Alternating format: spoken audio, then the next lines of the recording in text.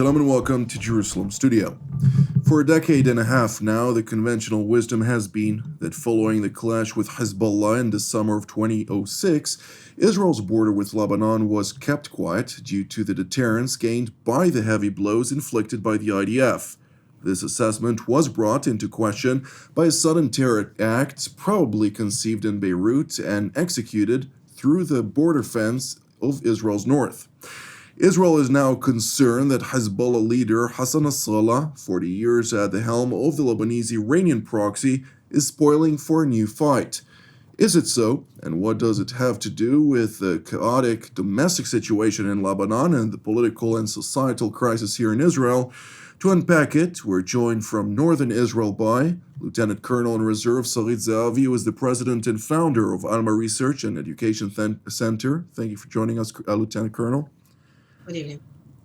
Also joining us here in the studio is Colonel Reuven Ben-Shalom, who is TV7 Powers in Play, panelist, a cross-cultural strategist, and associate at ICT at Reichman University. Thank you for joining us as well, Colonel.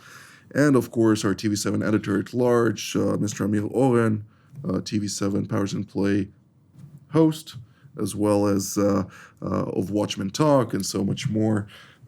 Mr. Oren, give us a broader understanding on the current state of play vis-a-vis Lebanon. As you know, Jonathan, they used to say that Great Britain and the United States are separated by a common language. And Israel and Lebanon are two neighboring countries with a common border separated by a common border with heavy domestic problems right now. And the question is, are the national security paradigms of the countries, or in the case of Lebanon, of Hezbollah as the major factor, are they influencing what is happening there? Or is it only domestic problems which give rise to the tension and perhaps even to escalation following that? So in Israel, the problem is that some of the military reservists have given the appearance that the IDF is not on the same page with the government. And it turned out that Hassan Nasrallah, the leader of Hezbollah, and I'm sure Sarit and Reuven will expand on it, may have seen it as proof of an Israeli weakness. And then the question is he looking for a fight? Is he looking for a pretext, for an opportunity to start something? Or is it the regular bravado? And when we look back on it a couple of months from now, we will see that nothing really happened and he only gained points in some domestic calculation within Lebanon. Well, we've all been engaged with the Lebanon war, either as observers or deep behind enemy lines. And I'd like to ask you, Colonel Ben-Shalom, the blows that Hezbollah received back then, which are not even, I don't like to put a number on it, but they're very small compared to what Lebanon may face in the next conflagration. Has Hezbollah lost it in a sense of, do they realize what they want to enter into? Yes, I think we have to give a lot of credit to Hezbollah and probably the rival that understands us most. I think they analyze us well, understand us well. They know how to work the perception and the narratives very well. Maybe I should correct something. When you say the blows that Hezbollah received, I'm not sure that they see it that way. Certainly Lebanon received severe blows, but Hezbollah, at the end of the war, could say we won. Why? Because they shot until the very last day. So I don't think they see it even internally as a defeat. Now, the issue of Lebanon, for them, that's a sacrifice that's worth it making, and probably in the future, too. The whole calculation here is not bettering the situation of our people, prosperity, economy. That's not it at all. By the way, neither for us. We have large strategic long-term goals, right? Unfortunately, we have to fend off these threats. But there's a broader picture here. So I think Hezbollah is calculated. They know what they're doing. The only problem is that many times these wars erupt in a miscalculation. That could happen. And because they are a proxy, it could be that something else will be triggered through Iran, for instance, and then it will be needed by Iran to operate this proxy, not a calculation of Hezbollah or Lebanon. We'll take that, of course, into consideration in today's panel. Colonel Zavi, I'd like to hear your take on this. I must say that the change of policy or the change of strategy in Hezbollah didn't happen following the demonstrations that we see now and the protests that we see now in Israel. It happened earlier than that. We've seen Hezbollah on the borderline with the military operatives of Radwan brigades, building positions all over the border and being prepared for war since last summer.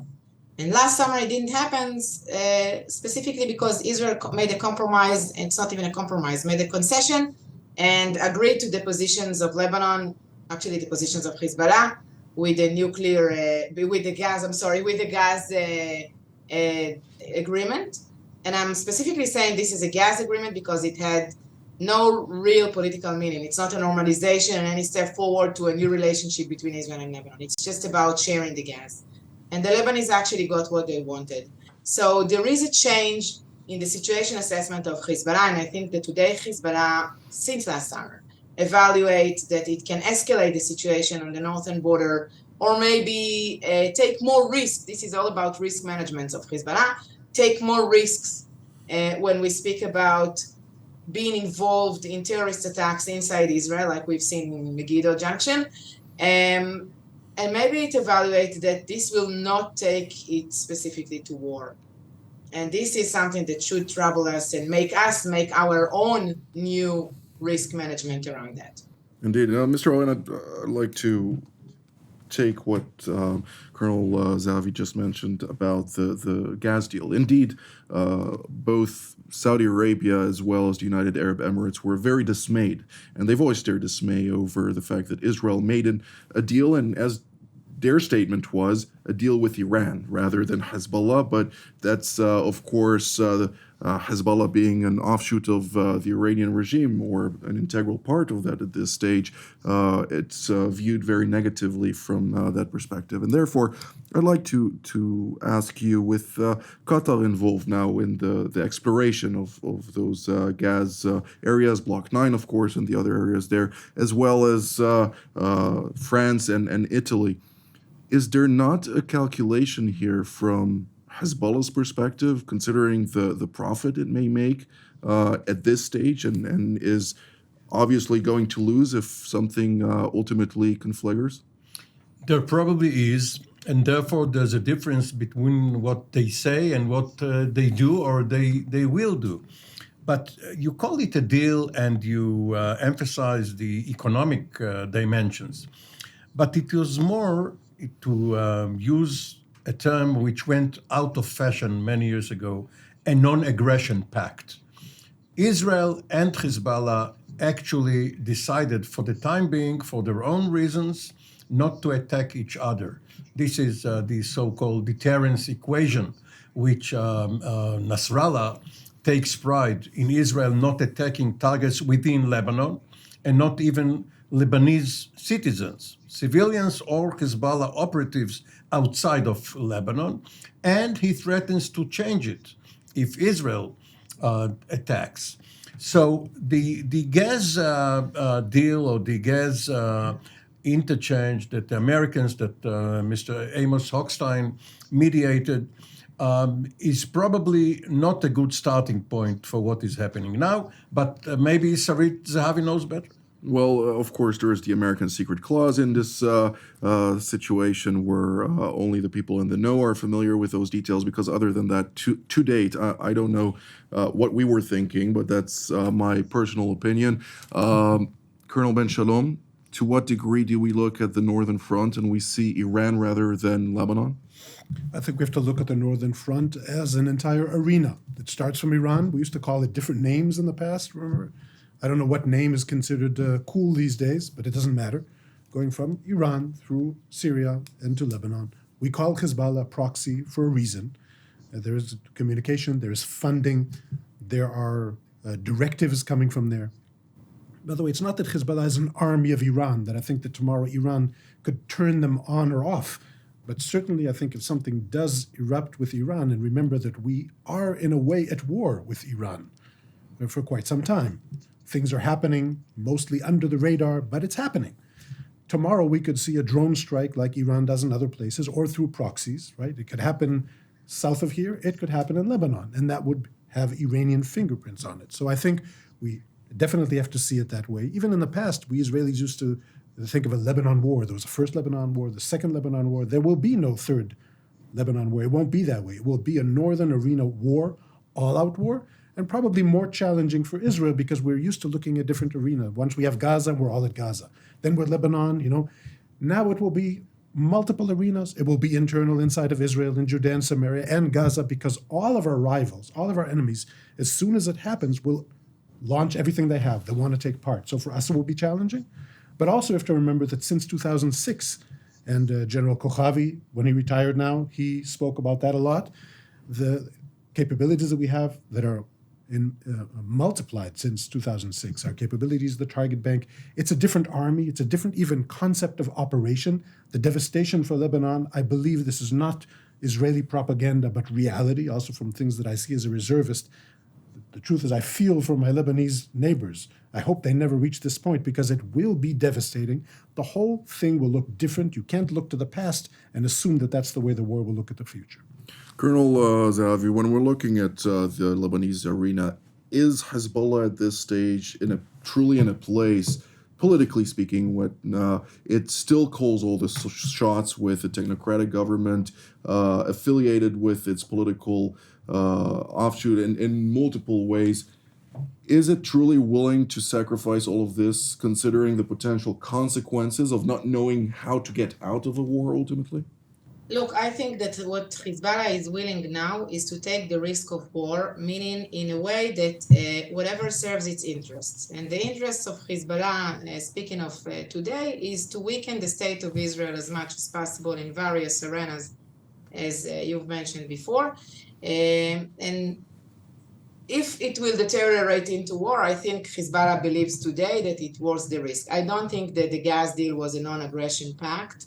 I think that the Hezbollah didn't go to war, but he never promised that he will not execute terrorist attacks or will be involved in terrorist attacks against Israel or inside Israel. When I go on the borderline, I see Iran, definitely. I see Iranian flags. I see posters of Qasem Soleimani. I see sculptures of Qasem Soleimani, the former commander of Quds Force who was assassinated a few years ago by the Americans in Iraq. And he's here on my border. One more thing, when you said the Northern War, I want to give some details about that. Look, we had an earthquake in Syria and Turkey a month ago, and what we see since the earthquake, we see around 1,000 convoys of trucks that can include like 200 trucks, big trucks that cross from Iraq into Syria in an area that is completely an Iranian area in Syria. And I believe that in these trucks, there was not only humanitarian aid, there was also a lot of ammunition and weapon. And what the Iranians are doing are stressing in what we call the land corridor to transfer these kind of weapons, advanced weapons, strategic weapons that can actually threaten us along these routes all the way from Iran through Iraq into Syria, and maybe if they will succeed inside Lebanon as well. The war that you've mentioned, the future war that you've mentioned, will be fueled by these weapons that are already positioned in Syria. So the preparedness of Hezbollah and Iran today is different than it used to be a few years ago, the preparedness for war. So is he willing to take the risk? What risk? The currency of Lebanon is falling apart as we speak. The political and economic crisis is unsolved for a few years now. And actually, if there will be war in Lebanon, a lot of money will come in to rebuild Lebanon. So I think that in the eyes of Hezbollah, the risks are getting smaller and smaller and the opportunities are getting greater. And that's why we see the change in this risk management that I was talking about. We don't see it initiate war. Usually Hezbollah does not initiate war, but definitely can make changes in the policy that we all used to talk about in previous years of not interested in war. We are not there anymore. Indeed. Well, of course, there are variables that need to be taken into consideration. There are also talk, of course, will they shoot everything in once, or will they have ammo discipline, which ultimately will turn this into a war of attrition, which will affect, of course, the public opinion. But last week on Tuesday, Mr. Oren, I'd like to ask you particularly about this incident. Of course, the investigation is still ongoing. There are various directions of this investigation as to the degree in which Hezbollah was involved in this matter, but two IDF soldiers were injured as a result of a landmine while a D9 basically was operating adjacent to the border. What can you tell us about that? To what degree is this something that shakes in Israeli society and in the halls of power here in Jerusalem? So when there are so many terrorist acts in the West Bank and in Jerusalem and within Israel proper, west of the Green Line, another such incident with casualties but not fatalities is not going to make the Israeli public gung-ho. And one thing that worries analysts is that when this Megiddo incident was analyzed in the press, the general feeling was that this was almost the prelude to war. Why? Because Hezbollah must have calculated that had this bomb killed Israelis, Israel would have seen no choice but to go to war. This automatic way of thinking in Israel is a cause for concern, because this is what happened in July of 2006. There was a very, very grave incident. Israeli soldiers were killed. Some of them were abducted. Later, we found out that those abducted were already killed or dying. And Israel acted automatically, in a Pavlovian way of conditioned reflex. And there is no need to do that. The Israeli cabinet, the Israeli military, the intelligence community should spend more time, study it more deeply, and find out whether it was a Palestinian organization which Hezbollah let cross the border. We now know that there was no tunnel, that this lone terrorist, and it probably was a lone terrorist, crossed the fence, cut the fence somehow, and penetrated Israel. Hezbollah, or people who act for Hezbollah in this particular sector, let him do it. It was a failure by Israel's forces guarding the border, but this may have been a tactical event and shouldn't have been inflated automatically into a strategic phenomenon. Colonel Ben-Shalom? The operation itself, I'm sorry to use the word operation, but it was pretty impressive. The terrorists did a good job, came deep inside of Israel, operated a mine that I don't think we've ever seen that happen. It's called like a Claymore mine, directional fragmentation mine that we've seen in Lebanon many years ago. We have this natural tendency, the first mistake Mr. Oren spoke about, is to think that everything that happens you need to retaliate. But another tendency is that every little thing that penetrates, it's like, how could this happen? Also with drones, we see this. How could a drone penetrate the Israeli airspace? And then we even make a point of saying, no, we saw it. We follow it all along. Don't think for 1 second that something can penetrate. So you know what? Something can penetrate. Also, we know Hezbollah's doctrine and what they're preparing for the next war. Fortunately for us, in recent years, Israeli leadership has been bragging a lot about our intelligence capabilities. So we know that we know, and we probably know almost everything. And what are they preparing? Such operations like this on a massive scale. So in the next war, we're going to see Hezbollah forces, special forces, come deep inside of Israel. Also, that will be more PR, because what are they going to achieve? Hold some hill for 24 hours? We're going to wipe them out at the end. At the end of all of that war, Lebanon devastated, and what will Hezbollah achieve? Nothing. What are they going to bring Israel to its knees? No. Are they going to achieve some kind of territorial gain? No. So what will happen after all of that? It will be like always. It will be another round of violence. devastation mostly in Lebanon, some kind of agreement, arrangement, United Security Council Resolution 2000, I don't know what, and a stronger and more emboldened Hezbollah that can say, we won because we fired to the last day. That's how I think we have to see this one specific operation, and bravo to that operative that did a good job. Unfortunately, But Reuven, what you're just saying is in military terms. You speak about units, about companies, battalions, brigades. But if one can learn from this particular incident, maybe 100 or 200 lone terrorists, there will be. they will go separately to sectors around the fence and cut them and penetrate Israel with his own detonation, the explosive charge. That's exactly what they're going to do. And there will be waves of drones, and it will be very difficult. And Israelis will get killed, and Israeli soldiers will get killed. It's going to be war.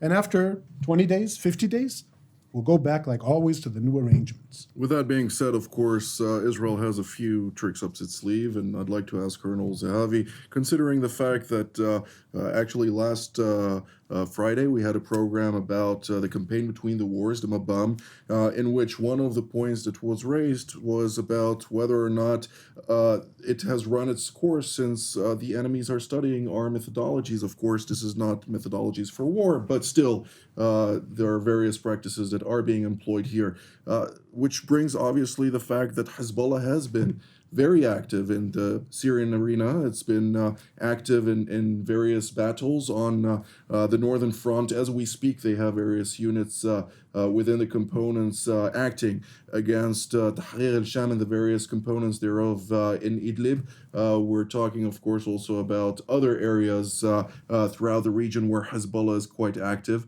Israel is studying Hezbollah. We know their methodologies. We know how they act. To what degree is this going to be also within the factors that Hezbollah is employing in the next round of fighting? It's not there is no solution. Okay, the campaign between the wars is not a solution. Building a wall along the Israeli-Lebanese border is not a solution. These are answers. These are, I don't want to say tactics because it's kind of between tactical to operational level, but these are strategies that you have to reinvent yourself and develop them along the way all the time. It is right that the Iranians are learning, and Israel will have to adapt. I think that in the past decade, the IDF proved a high capability of adaptation to new realities. While the Iranians went more to the aerial corridor, IDF knew how to be there and attack Damascus airport or Aleppo airport. If the Iranians went more with the land corridor, we've seen, as Kochavi already published, attacks even against trucks. IDF will have to reinvent all the time and to find more methodologies around that. Hezbollah is there not only in Syria, not only against Tahrir al-Sham. Hezbollah is also building another front against Israel from Syria. We know there are two units of Hezbollah in the Syrian Golan Heights. One is its mission, it's Lebanese Hezbollah, that its mission to support and to educate and to train the Syrian army, and the other one is composed of Syrians, local Syrians that are getting paid by Hezbollah to be capable of, when they get the order, to execute the small terrorist attacks against Israel. So it's not a strategic threat, but it's another small challenge that may challenge the IDF in a situation, as you've mentioned, of war from various fronts and various terrains. I just want to mention one more thing, since you mentioned 2006. It's going to be very different from 2006 from various reasons. First, the damage in both sides is going to be very different. On the Lebanese side and on the Israeli side, the capabilities of both sides expanded and grew, and we understand that more areas in Israel will be attacked, and following that, more areas in Lebanon will be attacked. I interviewed Prime Minister Oren a few years ago, and I asked him, how come you automatically made a decision after the kidnapping to send the IDF to war? And he said it was not exactly because of the kidnapping. It was because I knew the threat of the rocket should be removed, and the kidnapping was my opportunity. So even if Omer is telling us a nice story a few years after the war, I think that there was more than that than just a kidnapping. I truly believe in this. The kidnapping was accompanied by a massive fire all over the borderline of Israel of mortars, with all the communities next to the border were attacked by the Hezbollah mortars. We are now under the threat of the missiles. So deterioration into war, it's not an automatic scenario. It takes a very brave decision of a prime minister that will have to believe that the Israeli public will back him in this kind of decision, which I'm not sure we are there yet. But the decision should be a decision to actually bring security and remove the threat of the rockets from Lebanon. And again, I'm not sure we are there yet, but this should be the reason to go to war rather than a specific terrorist attack here and there in Israel. Well, all governments and actors ultimately are driven by interests, and when we're talking about interests, miscalculations are ultimately the trigger that allows interests to be executed. Mr. Oren, final statement. One thing that one can draw relief from is the very fact that Nasrallah is threatening. We know that both the Yom Kippur War and 9/11 started in a complete surprise. Of course, there was some tension in the air, but the act itself was surprising. As long as Israel is keeping an eye on what is happening there, there is less chance that war will start anytime soon. Indeed. Well, this is all the time that we have for today. I'd like to thank Colonel Sarit Zehavi, Colonel Reuven Ben-Shalom, and Mr. Amir Oren for being part of today's panel. I'd like to thank our viewers as well from all over the world for taking out of your time to partake in this edition. Until next time, Shalom.